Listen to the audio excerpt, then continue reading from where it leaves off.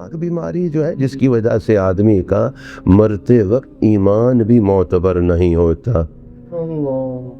زندگی بھر آدمی کلمہ شہادت پڑھتا ہے. ذرا ہم پڑھیں اشہد ان لا الہ الا اللہ و اشہد ان محمدا عبدہ و رسولہ. ظاہر ہے ہم مذاق تو نہیں کر رہے، دل سے پڑھ رہے. فرمائیے کلمہ طیبہ دل سے ہے، کلمہ شہادت دل سے ہے.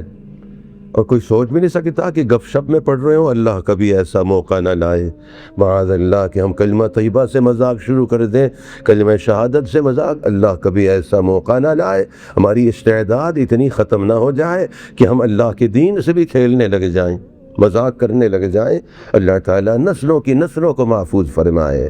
لیکن ایک بیماری ایسی ہے، جس طرح میں آپ سے عرض کروں، مجھے آپ فرمائیے کہ جو کی روٹی فضیلت کی بات ہے یا نہیں؟ اب تو ہماری ضرورت بھی بن گئی ہے، کیونکہ ہم نے بہت دائیں بائیں ہاتھ پاؤں مارے، پلٹ کے اصل کی طرف ہی آنا پڑتا ہے. پکے مکان جب سے ہم نے بنائے ہیں، سخت مکان بنائے، سخت سیمٹ کے. خود فرمائیے تعویذ نہ لیجیے، وظیفہ نہ پوچھیے، پہلے تشخیص کیجیے کہ بیماری پھوٹی کہاں سے، بعد میں اس کا علاج ہوگا. یہ جو مزاج سخت ہو گئے، بھائی بھائی سے ٹکراتا ہے، بات برداشت نہیں ہوتی، یہ سخت مکانوں کی نحوست ہے. خفا نہیں ہونا ہے، بات حقیقت ہے. آپ تو معالج کی بات پہ کبھی خفا نہیں ہوتے، وہ کھری کھری باتیں آپ سے کرتا ہے جسمانی معالج، آپ خوش ہو کے سنتے. آپ کہتے ہیں بڑا وقت دیا ڈاکٹر صاحب نے، بڑا وقت دیا، مجھے بہت زیادہ توجہ دی ہے. آپ خوش ہوتے ہیں جسمانی معالج کی باتوں کو آپ سنتے ہیں شوق سے. جسمانی معالج سے زیادہ اہمیت روحانی معالج کی ہے. جسمانی بیماری سے زیادہ جان جائے گی، روحانی بیماری سے ایمان جاگتا ہے. اور جسمانی بیماری بھی اللہ تعالیٰ شفا دے، مگر جسمانی بیماری رحمت ہوتی ہے اور روحانی بیماری اللہ کی لعنت ہوتی ہے. مثلاً یہ زبان ہے، زبان کی ایک جسمانی بیماری ہے، زبان کٹ گئی ہے، چھالے پڑ گئے ہیں، زبان سے کوئی چیز اندر جانا مشکل ہے، گزر نہیں سکتی. پانی بھی ٹکراتا ہے، ٹھنڈا پانی بھی ٹکراتا ہے، گرم پانی بھی. چھالے ہیں، زبان کٹی ہوئی ہے، گفتگو نہیں ہو سکتی. یہ بھی زبان کی بیماری ہے.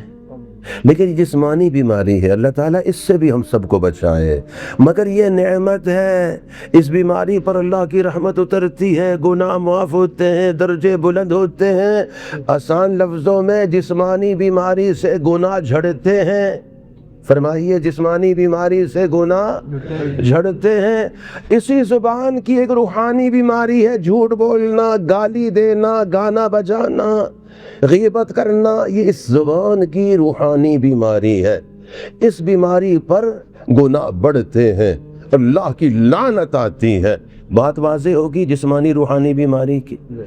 تو جسمانی بیماری سے بھی اللہ شفا دے. ہم کمزور ہیں، دانت کا درد برداشت نہیں ہوتا ہے، سر کا درد نہیں برداشت ہوتا ہے، تھوڑی سی کہیں چوٹ لگ جائے وہ برداشت نہیں ہوتی ہے.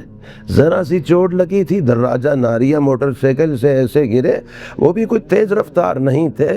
یہ جو اونچی سی جگہ بنا دیتے ہیں راستے میں، اچھا اس کو بھی واضح کرنا چاہیے. اچانک پتہ نہیں چلتا، اس پر واضح رنگ ہونا چاہیے، دور سے نظر آئے. لیکن نظر نہیں آتا. بعض دفعہ رات کا وقت ہوتا ہے اور کبھی اینٹیں راستے میں ڈالی ہوتی ہیں، وہ بھی گناہ ہے.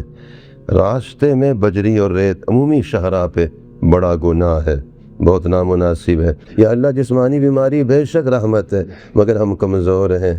بیماری بھی آپ کی نعمت، صحت بھی نعمت ہے، ہم شکوہ نہیں کرتے، مگر ہم کمزور ہیں، بیماری کی نعمت کو نہیں برداشت کر سکتے. یا اللہ اس کو لے لیجئے، اس کی جگہ صحت کی نعمت عطا فرمائے.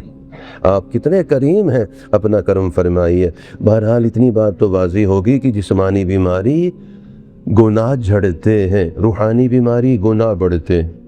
تو خوفناک بیماریاں ہیں. میں عرض کر رہا تھا آپ سے، جو کی روٹی ہے سنت بھی ہے. فرمائیے چمڑے کا دسترخوان بچھا کے کھا رہے ہیں، سنت ہے، نیچے بیٹھ کے کھانا ہے. کوئی معذوری نہ ہو تو نیچے بیٹھنا ہے.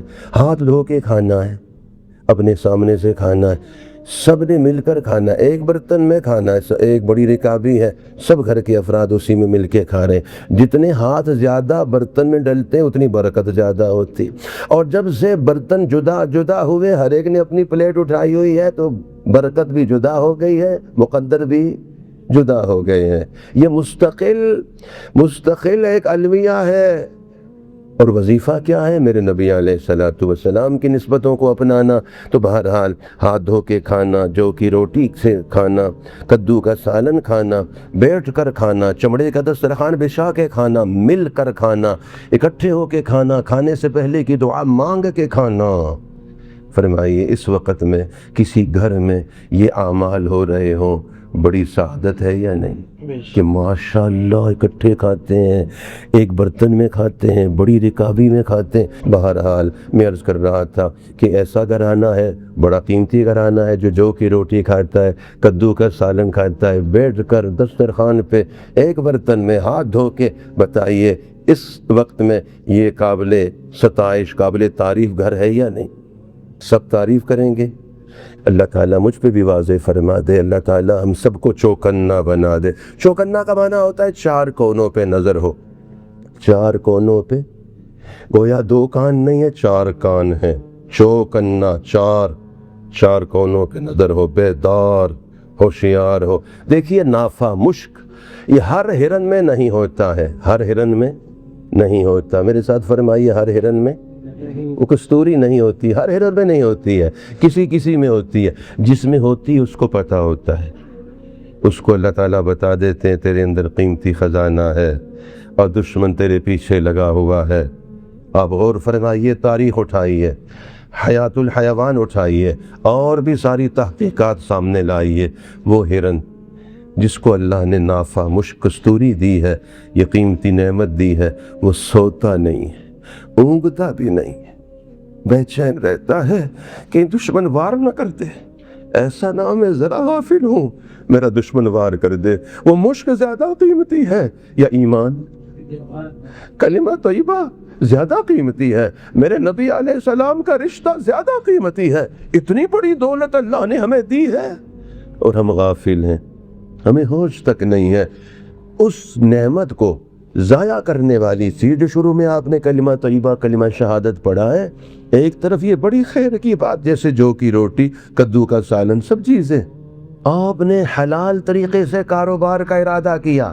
مظفر آباد میں ایک اچھا معیار آپ دینا چاہتے ہیں، حلال پاکیزہ نسبت سے، شرائط شریعت کے مطابق ہیں، ہر چیز بالکل واضح ہے، کوئی اس میں غلط بات نہیں ہے، مگر جمعے کی دوسری اذان ہو گئی ہے اور آپ بالکل سنت کے مطابق، شریعت کے مطابق آپ بالکل اچھی طرح مسائل کو سامنے رکھ کر دکان کھول کے بیٹھے ہیں۔ تو بتائیے یہ اس وقت میں اللہ کی طرف سے اجر ملے گا یا پکڑ ہوگی؟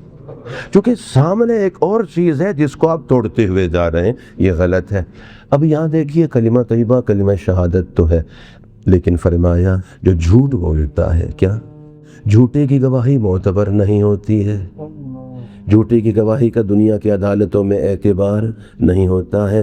جھوٹے کی شہادت، گواہی شہادت کو کہتے ہیں، کلمہ شہادت، اشہد ان لا الہ الا اللہ، میں گواہی دیتا ہوں، مگر جھوٹ بھی بولتا رہتا ہے، زندگی میں جھوٹ ہی جھوٹ ہے، تو اس کا کلمہ شہادت بھی معتبر نہیں ہے، موت پر بغیر ایمان کے جائے گا، اعتبار نہیں ہے۔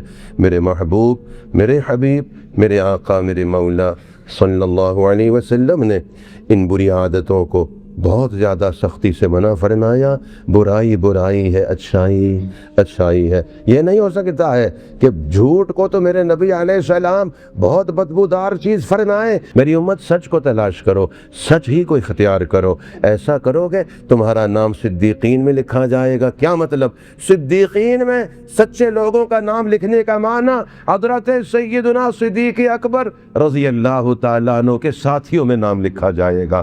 امام ایسا نہیں ہے کہ منافق تو چلو منافق کوئی گل نہیں، نہیں، حقیقت ہے یہ کہ کہ منافقوں کی فہرست کا معنی میرے نبی علیہ السلام کے دشمنوں میں نام آئے گا، اور سچوں میں نام کا معنی میرے نبی علیہ السلام کے جانثاروں غلاموں میں نام لکھا جائے گا۔ اس کے لیے تو بڑے سے بڑی قربانی ہم دے سکتے، بڑے سے بڑی استعداد اپنے اندر لا سکتے، بڑی سے بڑی ریاضت اور مجاہدہ کر سکتے، بڑے سے بڑا مقابلہ نفس و شیطان سے انشاءاللہ کر سکتے دفاع کے لیے، تاکہ اللہ ہمیں اپنے نبی علیہ السلام کے غلاموں میں، سچے سچے امتیوں میں شامل فرمائے، کہیں ہمارا نام ان میں سے نکل نہ جائے۔